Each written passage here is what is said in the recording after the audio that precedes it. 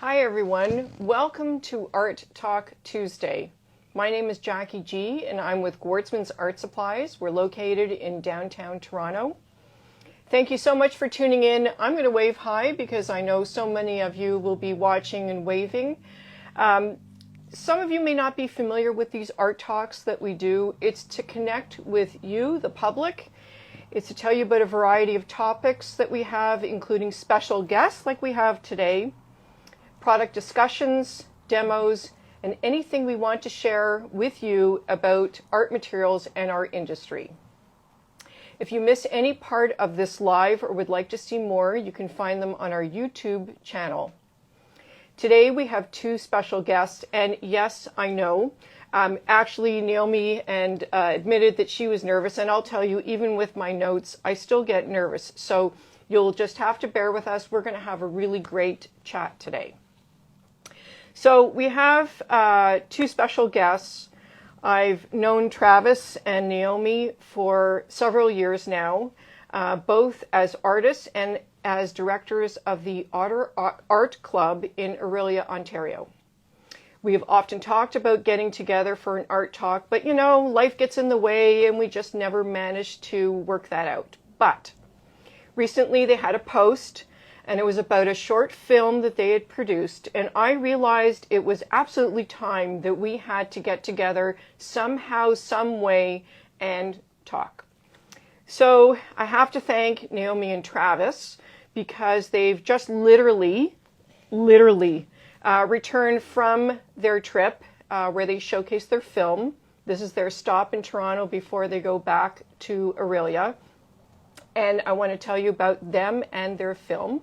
The film that was featured was a short film that they produced, created, directed, everything, called Vertabrae, and it was at the Santa Fe International Film Festival. I've already had the privilege to see it, and wow, I've watched it about 4 times already. But before we actually chat about the film itself, and if you have questions, I'm sure they'd love to chat with you about it. I want to tell you a little bit about each of them, and of course, I'm going to be asking them a million questions about them as well. But this is their bio that they sent me, so I'm going to share it with you. Travis Shilling is an Ojibwe painter, director, and playwright from the Chippewas of Rama First Nation. His paintings are in the permanent collection at Art Gallery of Ontario, multiple Canadian embassies, and public collections worldwide. He is known for his short film, Bare Tongue, starring Gary Farmer. Travis currently paints, directs, and teaches at his not-for-profit Otter Art Club in Orillia, Ontario. And a small secret I'll share with you. I remember when Travis had a studio at Bathurst College, going way back. At Bathurst College, but also Something even like further back was McCall, across from the AGO. That's when I first arrived in the city. There you go. So he's been with... Darcy Street. Oh, Darcy Street, sure. Darcy yeah, McCall, right downtown. Yeah. There you go. Sorry. Yeah. Darcy Street. Naomi Woodman is a professional photographer and cinematographer with a background in fashion design. In 2018, she co-founded Otter Art Club with her husband, Travis Shilling, as a way to give youth access to professional artist materials in a real studio setting. Welcome. Thank you. You know, when I first saw your post about the film, I was so excited. I think I liked it like right away as soon as I saw it. And I thought this would be a great way for you to chat a little bit about the film. I know I'd like to ask you questions about your artistic practices. You post quite a bit about what you do. But because this film, just from what you told me early on about how you had created it and what went into it, I thought, let's talk about the film. So Travis, I have a question for you. You wrote the screenplay and you directed, correct? And so where did the idea for this film come from? This idea, I've had this idea for a while, and we've been trying to figure out how to, we're always sort of, I'm trying to get my thoughts together on where we are too. I love this space. I love that we're on Spadina at Gwartzman's, and just first of all, thank you for having us here. Thank you. And we're really appreciative of giving us your time and being able to speak about some of these ideas that we have. And it very much is just an idea. I think I tend to look at a lot of things, as I always have. It's like having a sketchbook that you're always sketching in, writing in, making notes. And then you go back a few years and you remember something and you see something. This is why it's really important to always carry a sketchbook. You don't want to forget these things. And the idea for Vertabrae was always there, but the idea is basically coming from the origin story. When we think about being an artist, when we think about creating things, it doesn't just sort of come out of nowhere. We have to go back and we have to think about where we come from. We have to think about our parents. We have to think about their parents. We have to think about our ancestors. We got to think about the history of the world. Basically, was what it comes down to. When we create, we're a part of something bigger than us. And so Vertabrae, it was never planned. We didn't plan on doing this. And that's what I love about it. A sketchbook isn't a plan. It's sort of breaking down little thoughts that come to mind and putting it down and seeing, and then the plan sort of starts to kind of snowball, and then maybe it might happen. Maybe you put it on a canvas. Maybe you write it as a song or as a poem or as a larger story. Maybe it's a mural. Maybe it's whatever it's going to be. Maybe it's a film. So we were at someone's house helping them hang a painting that they had bought from me. And we drove out there and we were on the ladders and we were looking around and looking at, the great thing about that is you get to see other people's art collections. And they had an object underneath a shelf. And we were both like, well, what is that over there? And she brought it out, and it was a whale vertebrae. Mm. And it was beautiful. It was a beautiful thing. And it had some moss on it, and it was old. And there was a story behind it, where she got it from. But, when you see something like this, it does start to emanate vibrations. There's an energy to everything. And when sometimes it speaks to you, it's negative, sometimes it's positive. And I couldn't put my finger on it. I couldn't figure out what it was, and I was holding on to it. And then so we hung the painting and we left. And then it was within that week, I think Gary called, or we were planning this visit, and we were planning on doing some kind of small project together. And I said, Naomi, that whale vertebrae, I think we have to get a hold of that. And we have to call them up, and maybe that's the other character in the story. Mm. And I have always had this idea in mind about thinking about the vision is that when we allow something like some sort of artifact in our lives, we don't know where it came from. We're not completely sure of the whole story. And I kept thinking about this whale, and visually as a shape, it started to kind of, it was coming to me. It kept entering my thoughts. And then we start to think about the sounds of whales. We start to think about deep, cold water. But also, what is it doing in that person's house? How did it arrive there? How much did they buy it for? What are they going to sell it for? These sort of questions that come to mind. And anyway, so we got the whale. I called him up. He said, yep, Trav, I'm going to make a box for you. We're going to make a wooden box for you so you can carry it around. And his daughter happened to have a property on the Black River near Rama Reserve, where we spent a lot of our time on Black River. And she said, well, I have this property. It's X amount of acres. We have a little cabin there. Why don't you come check it out? And so all of it started to come together. And Gary calls, do you have that script ready? And so I'm jotting ideas about this script. But the script, in my eyes, is just this process. This experience is the script. Mm. And none of this is sort of, I think, I'm trying to figure out how I work as an artist and why we make art. And so, what I think it comes down to is we make art because that is what we are doing. And that's that. There's no end result. And so even with the film, I'm like, Naomi, what do you think? Do you want to shoot it? She's like, no, I don't. Okay, yeah, I'll shoot it.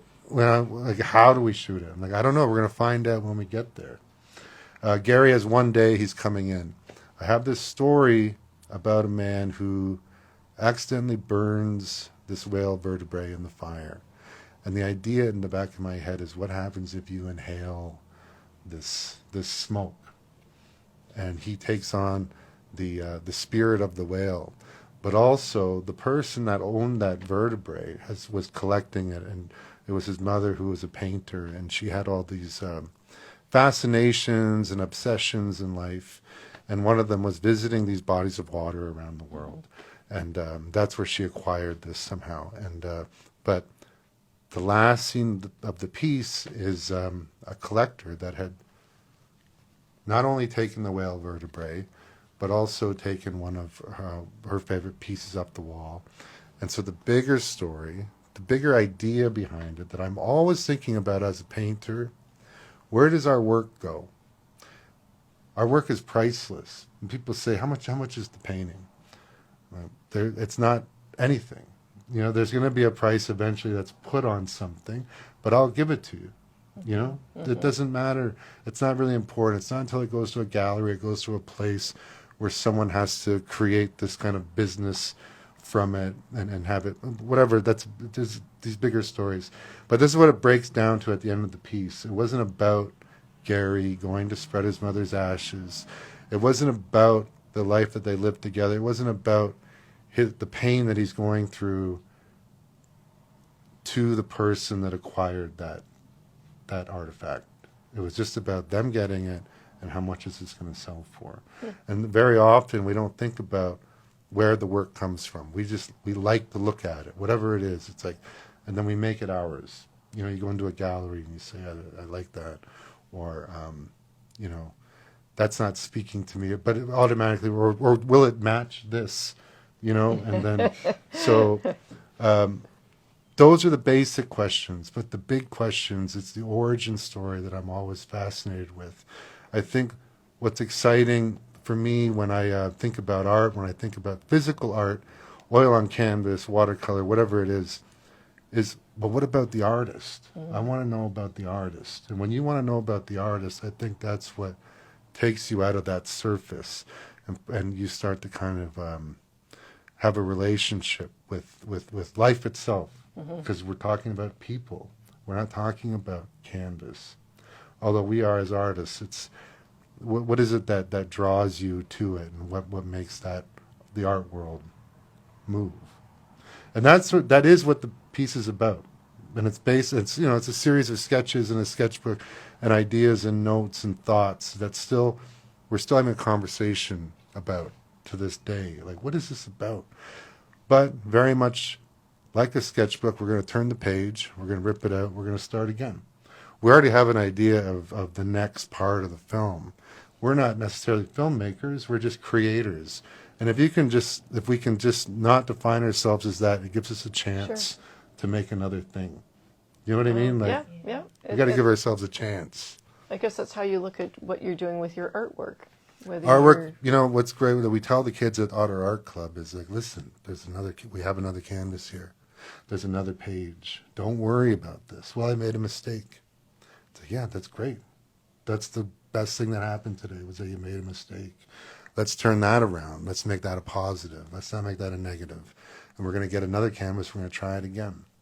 And that's what I think is happening, especially with me as an artist. I don't want to be defeated every day because of the mistakes that I make, because I would be. I had to learn to love those mistakes, and to this day I still do. There are canvases that are not complete that are hanging on walls, because to me I'm not worried about where it's going to go. I'm thinking about my mom. I'm thinking about my relationships. I'm thinking about my dad. I'm thinking about the past. You know, everything that goes into creating is always there in front of us. It's not just the canvas. And then we get to work with these beautiful materials, and we get to figure out that, you know, we have these little technical things that we have to battle with and work with at the same time. And everything's always in our peripheral, you know, and we're aware of all those as well, but that's what helps us to create and what's going to get us through it for that moment. And on the story, I'll add that with Vertabrae. My grandmother was, since she was a young girl, she started making, she made quill baskets, birch bark, and someone in the community would say, there's a porcupine that we found on the side of the road. And she would go and she'd get the porcupine and she would clean the quills and she'd make these very beautiful, very elaborate quill boxes by hand. And all her life. And she would sell them to feed her family, to help her community, and always, had food on the table when someone came over who was hungry or who wasn't hungry or just wanted to have a conversation. And people would come and buy these quill boxes, and people would come in the door, and I would see them, and they'd say, well, what if I bought 4 of them? Could you give me a better deal? What if I did this? Maybe, and they were always looking for a deal, and it was never... That always sort of made me sad because I didn't see her, and she had arthritis, and she had these beautiful hands, but making these all her life, and people... They didn't see the work, they only saw the object itself. They didn't see the life that she was Right. living to get to this point. Well, we're going to chat with Naomi for a second. It's such a simple story, that this Vertabrae, Yes. but all these things have gone into it, and all these ideas, and so that's what I mean. See, now that you've spoken about it that way, I have to go watch it again and then look at it differently, because there were a few things I was trying to understand, but I think now that you've sort of suggested, I'm going to look at it with completely different eyes now and probably watch it at least once, maybe more, just to see, to look at it in a very different light. So thank you. But we have to talk about when people, well, we're going to get to all those other questions. But Naomi, I had a question just to chat with you for a second about working with Travis on the project. And so first of all, what time of year was it that you were filming? It was almost a year ago, end of October last year. Okay. Yeah. And what was the weather like? Because a lot of it is outdoors. Well, it was a cold day in October, so we did have to kind of think of that. We were 10 minutes from the road, so we were not there was no electricity. We were in the woods, and so yeah, we had a lot of things. We were working with natural light. We had the afternoon with Gary, so a lot of them we only had one take to get the shot. Wow. So it was definitely a challenge. I learned so much, and yeah, going to the shoot, we were in the car. I was driving with Oliver, and then Trav drove Gary and Linda out. So I was really excited, but it was the first time I'm like, oh my gosh, I'm doing this. I thought he'd, bring someone else in. And I did get really nervous, and I was kind of kind of nervous. And then, because our son Oliver, he worked on the film with us. He was 14 at the time, and it made it really special. And he said, Mom, you've been in this bubble, you've been at home, you've been in your comfort zone. This is good that you're nervous. It means that you're trying something new. And he kind of encouraged me, and I thought it was so neat. You want to encourage your kids, and here he was. So I think working with Travis and our son on it made it really just such a beautiful experience. And Gary's always been sort of like family. He's been there for Trav for so long. He always felt like Uncle Gary. So it was the first time I kind of, obviously we know he's an actor, but it's the first time driving there that I really thought of him as an actor. And it was really such an incredible experience. I was so grateful to have that. Wow. Well, your cinematography was amazing. Well, so thank you. I thought it was beautiful. But so did he improvise a lot? Well, we didn't. We had the script was just sort of bullet points of what was going to happen that day. But because we were dealing almost in real time, we arrived around 10 o'clock, and we immediately started shooting at the road. We knew we had until about 4:30, and so we're just going to start walking, and we're going to start shooting. And we understand these parts in the script where he stops and he takes a moment, or he picks up a shell, or he arrives at the cabin.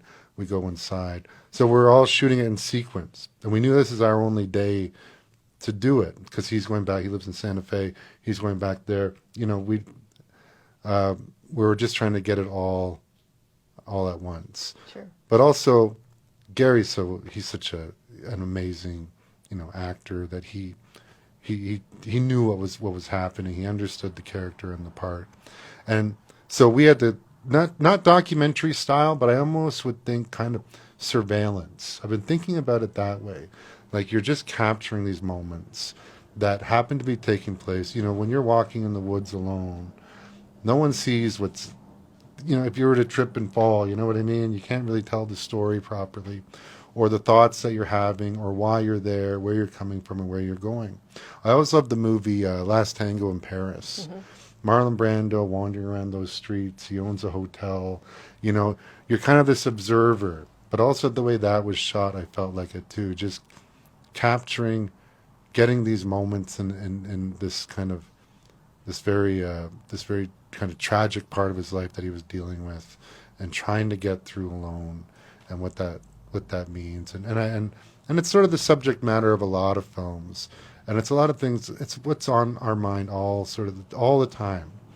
You know, there's not a day that goes by that I don't think about people in my life that have passed and their effect on me, because they're the reason why we're still moving forward. We're their agents on this planet, and we want to make people proud, and we want to be aware of why we're here, and we want to always be sincere with our intentions, and as creators and as artists, we have to be kind of available for that job, you know.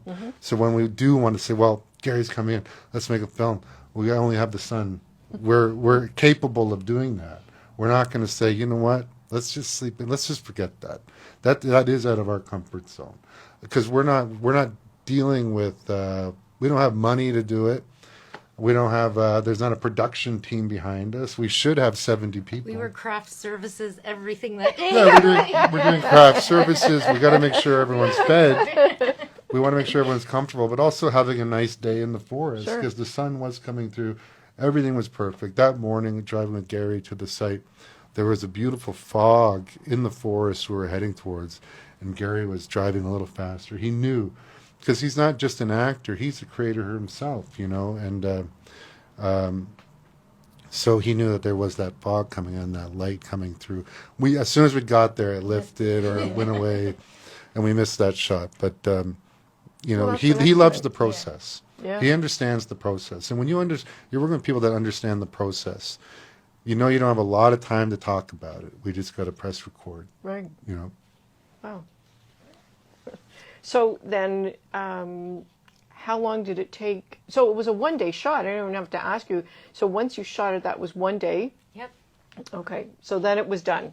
Now, I remember you telling me a little bit on how you finished the piece, and then what was the next step? What were you going to do with it? Well, we shot with Gary. We had the one day, and Right. then we had a winter scene, so we had to shoot that. I think it was February, and it was cold. It was like crazy cold, but we were scared we might lose the snow. It was kind of melting, so we had to do it. So we actually. Do you want to talk a bit about Al, or do you want me? No. Yeah? So it was kind of neat. So we were looking for a cop, and we got Allison Sawyer, and he's not an actor. He's just an awesome guy from Rama, and he actually was Trav's dad's driver. He would drive him in the Lincoln from Rama to Toronto, probably to Gwartzman's. And so it was just kind of a neat, everything we do is so sentimental, and we really think a lot about everything. So it's not just, you know, throw it together. Everything's thought out. So having him a part of it made it really extra special, and filming with him.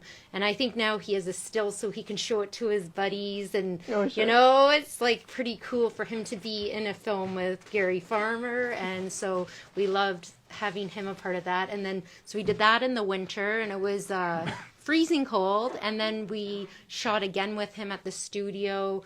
I believe it was like June. And so it was really hot, and he had the wool coat, and he's sweating. So every time, the weather's always kind of an obstacle, but you make it work. Yeah, definitely. So, okay, so the film gets finished. Yep. So we edited all year. Like, we started right away and sort of kept working on it. And then the first screening was actually in Manitoulin Island at a film festival there. And I think it screened on the Saturday, and we sent them the finished cut maybe on the Monday before. So Wow. it was down to the wire. Yeah. Wow. Now, you told me, though, that you thought about submitting it to the Santa Fe Film Festival. Yeah. But I thought you had said something about no one thought it would get picked up, or it was Well, going to just that it was like Gary's on the board there, but even still, like, they are really selective. And so we weren't sure, like, we had heard from other people in the industry, like, oh, it's a hard one to get into. So we didn't really have our hopes up.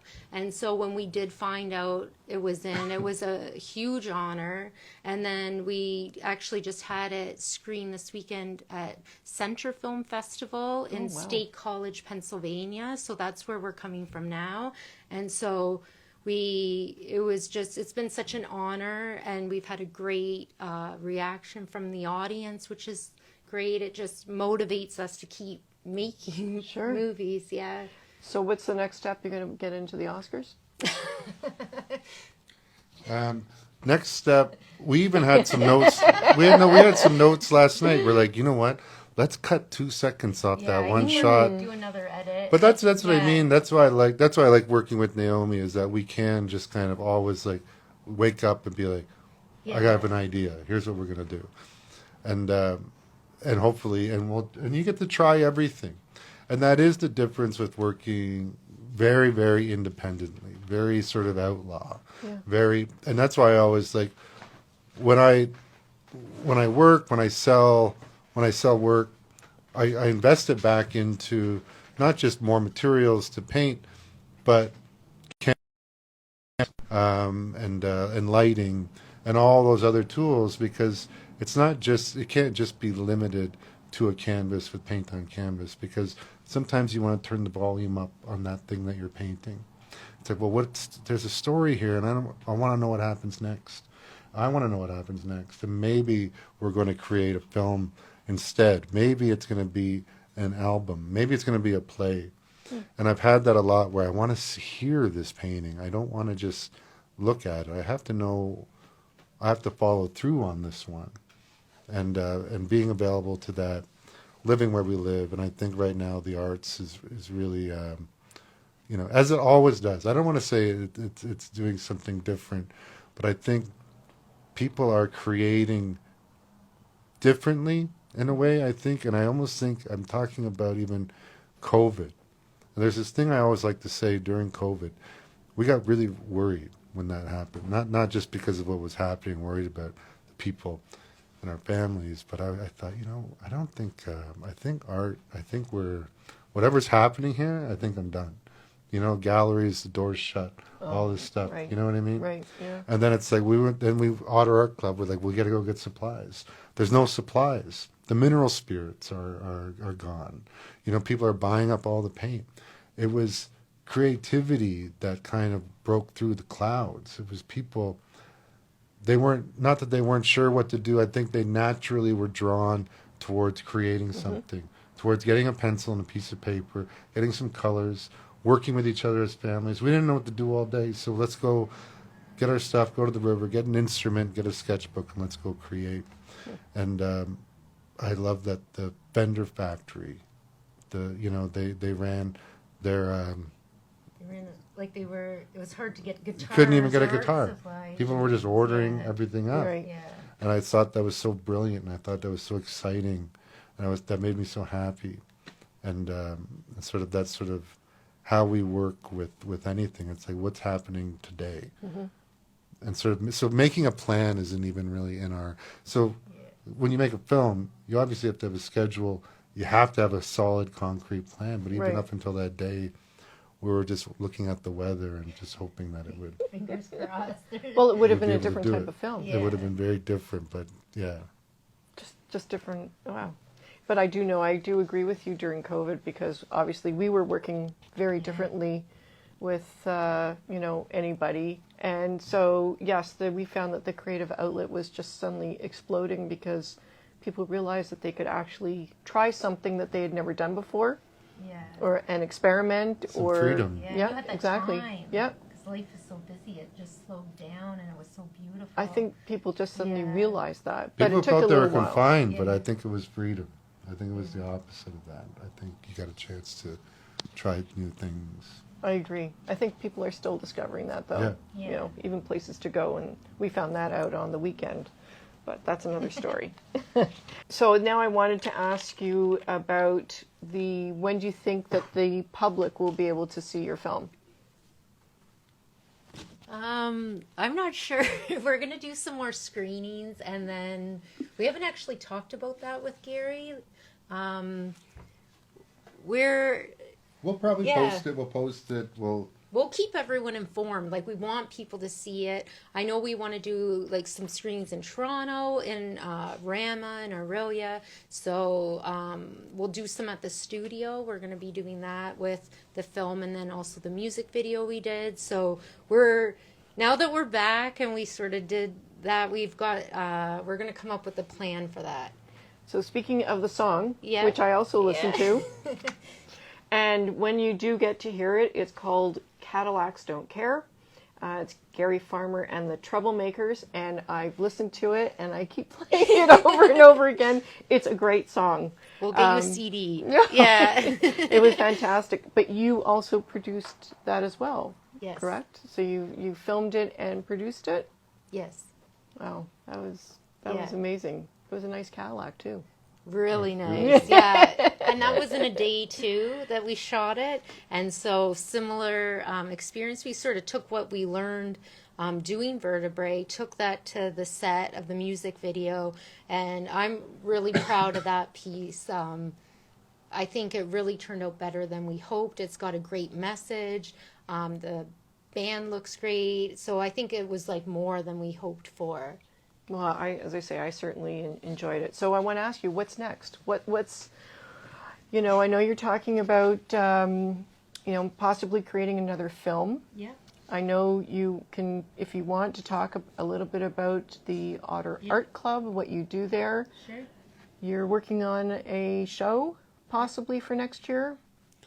Well, we just came from the gallery. We're going to have a show May 4th. It's going to be the opening. Okay. Name of the gallery? Oh, yes. Ingram Gallery. Ingram Ingram Gallery Toronto. in Yorkville on Hazelton. And so that's coming up. So now that kind of everything's kind of settled down a bit, I can get back to the studio and get working. And so the studio is also where we house Otter Art Club. Mm-hmm. And so we're trying to figure out the next steps there. A side note, when we finished editing Vertabrae, the first people to see it was the kids at Otter Art Club. And how old are these kids? Jacob was probably The first, he's like, I think 10. 10. Yeah. So we're like, Jacob, come over here and Yeah, we take a look at this. Yeah, we realized when we were at the festival, the only people that had seen it were the kids at Otter Art Club. And a lot of the kids that we work with have, autism or some sort of challenge that they're going through. So even they really wanted to see it, and we're like, sure. But we were like, they might not really be able to sit through it, or, let's see how this goes. So we started, and they were like, they loved it. And then the compliment was, that was too quick. Like, they wanted more. So I was like, it held their attention. And so I'm like, okay, it's a success. If the kids at Otter like it, then that's better than an Oscar to us. That's the one we love. Yeah. Wow. So you've got quite a lot going on. Yeah. I hope you get some downtime soon. Well, this sort of is the downtime. Okay. As We soon love it. as soon as anything starts to become work, then we sort of stop. We don't want it. We don't want Otter to be work. We don't want even making the film as much as it is. We want to enjoy the experience and learn from it. Like I said, the mistakes, maybe not so much in film, because you really have to get that. It's very streamlined, a lot of it. So, but we want to find out how, like I said, even the way I talk, all these subjects are overlapping. And that's sort of what's happening. Otter, painting, filmmaking, it all sort of is intertwined. And that's the only way to make it work. We involve the kids at Otter Art Club. We let them in on what we're doing because they want to know, because we're not there to teach them. Like we don't walk in and say, we're the teachers and today we're going to do this. We walk in as though we're all in the same studio working on our own projects, and we get that activates these conversations and these ideas, and then they can come and tell us what they're working on instead of they teach us, and they teach each other. And that's what we found started happening once we put, everyone in a room with some great materials, some nice light, some nice music. They automatically just naturally start helping each other out, and they don't really need us. The example is once, someone came to me once. This is probably the only time. Travis, how do I paint a tree? I don't know how to paint a tree. I'm like, I don't know. Why don't you try this? And I was showing him. He's like, no, I got it. I think I know. I have an idea. So even when I try, and I know that, and I understood that when I was young, I didn't necessarily want anyone showing me how to paint something or whatever. It is natural. It's instinctual. That's why you're there. That's why you're doing it, is because you're drawn to that and you want to know how you do it. Right. And we trust the kids. We trust them to when we have ideas, like I'll run ideas by them because I'm working on a canvas at the same time. And sometimes they'll walk and they'll watch what I'm doing, and they'll just take that moment and take it back. And that's the whole point of Otter, is just to be in that creative environment. One thing I will add that's kind of exciting is this spring we officially became a not-for-profit.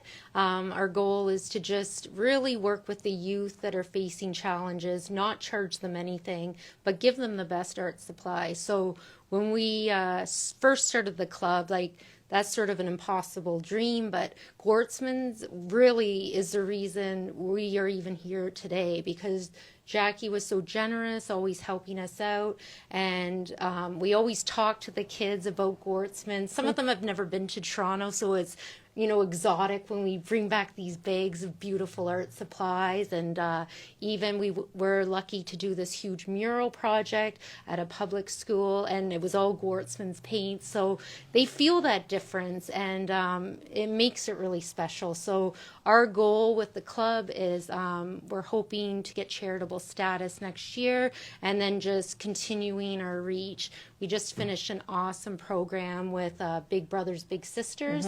So anyone in their program or on their waiting list, because the kids are aging out, the waiting list is so long. They had to shut the waiting list down.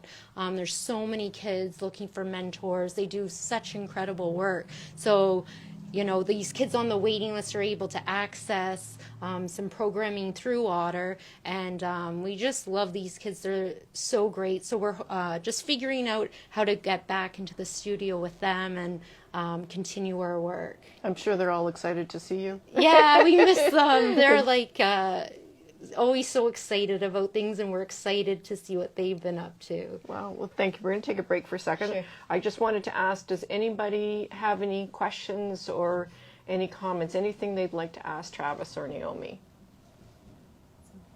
No, I think we've dazzled them again. Well, I didn't want to ask you too many more questions. I want everyone to look forward to seeing this film. And the film again, because I'm going to look at my notes, or you or Travis can say the name of the film is. Which one? Vertabrae. Vertabrae. Yes. Vertabrae. And the name of the music that's video coming out is Cadillacs Don't Care. Cadillacs Don't Care. By Gary Farmer. By Gary Farmer and the Troublemakers. It's great. And then we've got Otter Art Club. You have to look up Travis Shilling for his new show that will be at Ingram Gallery, which is in Toronto. You can also find them online. We'll do some posting and let you know what they're up to and where you can see their work. And Naomi, do you have anything else that's coming up of your own work? I'm just working. I'm going to be editing a piece. I've been taking some footage of Travis. He just did a portrait for Heart House.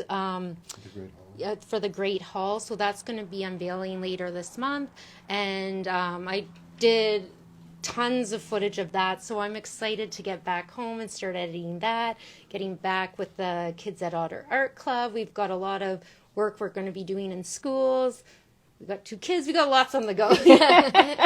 Lots of good stuff. Oof, I'm tired just thinking about all that.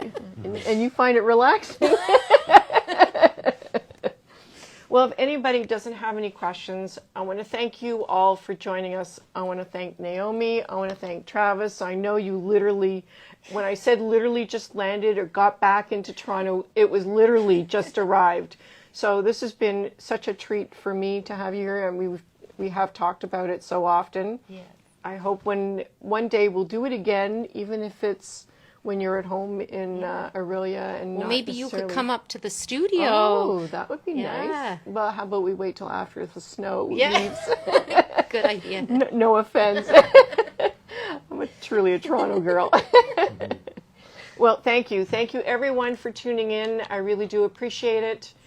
I hope you've enjoyed this, and I really do like sharing with all of you. I look forward to having you meet some other great people and to, again, speaking with Naomi and Travis in the future. I hope you have a great day. I hope you have a great week, and please keep on creating. Bye-bye for now. Thank you.